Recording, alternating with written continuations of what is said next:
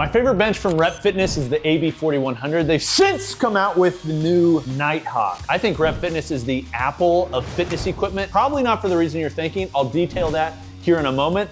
But the new Nighthawk comes in just slightly more than the Rep AB 4100 and slightly less than the AB 5200.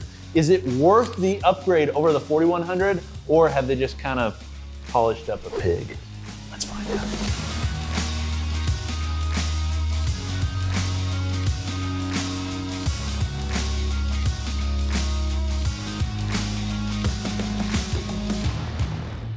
Hey guys, this is Coop from Garage Gym Reviews. Welcome. If this is your first time here, we review a lot of gym equipment and a lot of weight benches. If you'd like to see me do a comparison between this one and any other, let me know in the comments. It is one way that we come up with video ideas, but I want to do a full breakdown, in-depth review of this one, also compare it to their other benches. But before I do, I want to talk about something I call Rep's pricing ladder. Now, I mentioned in the intro, basically Rep Fitness, I think, is in some way copying Apple in the way that Apple introduces products. I may do a full video on this in the future. If you'd like to see that, comment below and I'll go into more detail. But let me give you the pricing on Rep's adjustable benches. First, we have the AB 3100. This is your bare bones cheapest model they make, $270. Then you have the AB 3000 2.0, which has a decline feature. It's actually the first bench they made, but then they made some upgrades to it. It's $350. You've got a slightly more robust build, slightly higher weight capacity, slightly more features for just slightly more in cost. Then you have the AB 4100, which this one subplants and is only $400. Again, it's a compact bench, definitely mirrors some of their other benches in the ladder style that are a little bit more expensive, but more compact and a little bit cheaper with a little bit fewer features than this guy.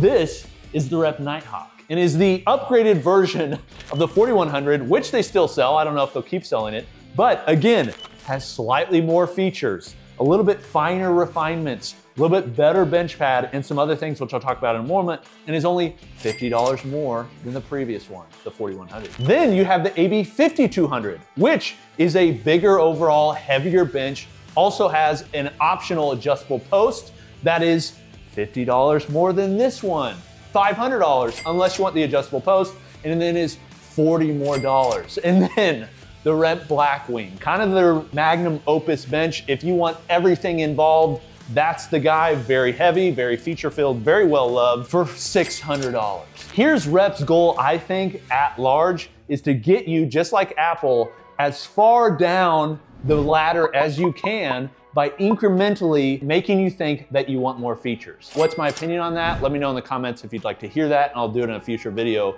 But I think that's where they're situated, and that makes this bench perfectly situated in the middle of their benches as the best value bench, and I think for good reason.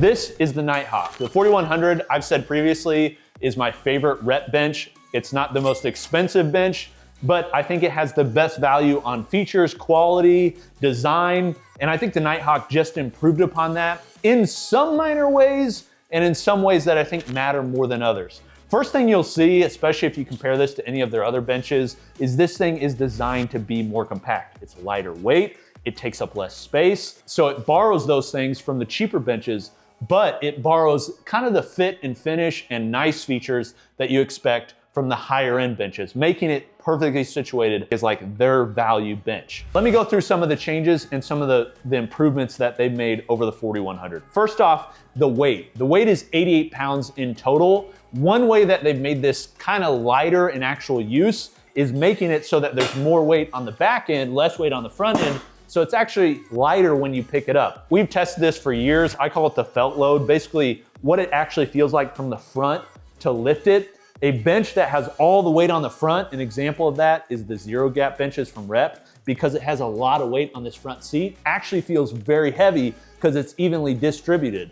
You don't want it evenly distributed. You really want it most of the weight on the back so that it's easy to lift up and move around. So we attached a fifth scale to this. It's about 35, 36 pounds from the front, which makes it quite light and easy to maneuver. It's also easy to maneuver thanks to the wheels that are on the back, which are now repositioned with chocks. So if you're in their ecosystem, another thing I've talked about in the past, and I said, who's the GOAT of walled gardens? Who's the GOAT of ecosystems? Apple. Well, Rep has an ecosystem now. And that is this bench attaching into the positioning on the foot pad for the Eris 2.0. One thing I've got to comment on, because I absolutely love it, is all of the knurling details. Come here, girl. Knurling on the handle, which it's a smaller handle. They're using a black nickel, which just looks premium. It feels premium. It's nice. I think the Nighthawk is a good name for it because it does have like just kind of like flies under the radar, especially with this metallic black. It feels really good. They've got knurled details though all throughout. So this handle, the seat pad adjustment that's here, the back pad adjustments that's here, and then they went with actually coining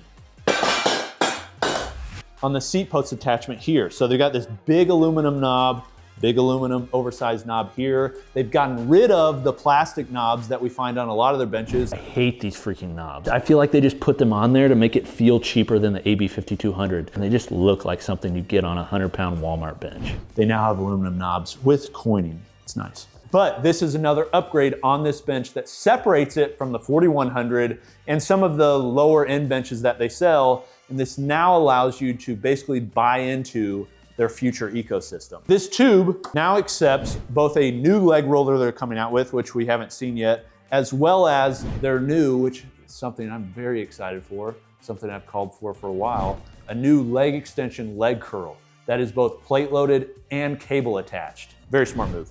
So in buying this bench, you're really buying into the REP ecosystem and like the future attachments, whereas the 4100 doesn't have a tube where you can insert anything, so you basically miss out on those. I first see a lot of people upgrading from the 4100 to this one. Then to the bench pad. So this is actually a little bit shorter in height from the 4100 and a lot of their other benches. Instead of 17 inches, this is 16.7 inches. This being 16.7 is shorter than the 17 that we most see with IPF standard benches, but it's still within what they say is between 42 centimeters and 45 centimeters, which is basically a little over 17.5 inches to 16.5 inches. So it's right in line. But they've replaced the bench pad on top. It looks the same, and that's because they're using the same clean grip vinyl that they have. This is the bench vinyl we see on pretty much every bench now, and I think it should be. It is very grippy, it's very durable, it's thick, it's good.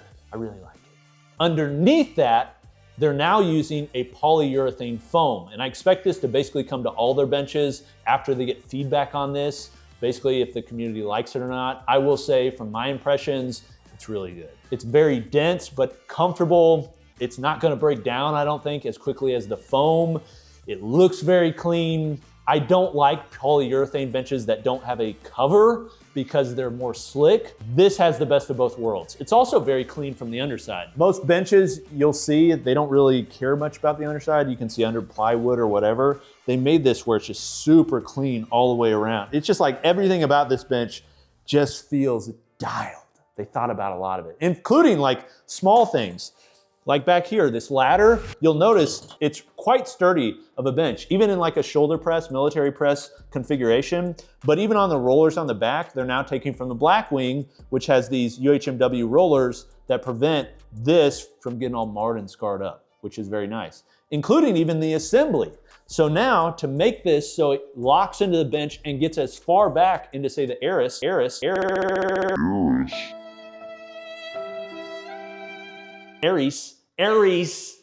not Eris. People keep correcting me online. But this makes assembly even easier because they've welded the nuts on the inside, so you have these bolts that come in, so this allows you to push the bench as far back as possible so you can do incline even better on their Eris 2.0. Very smart. Then to the front. This now has 4 different adjustments for the seat pad, all the way from 20 degrees down to negative 15 degrees. The reason they have that is because eventually you're gonna be able to have a sit-up attachment that goes in here, and then this prevents you from hitting your head. It would be nice if it maybe went a little bit more flat, but you're probably only gonna feel that if you're doing really extreme decline. Then, yet another feature they're borrowing from the Blackwing is on the front.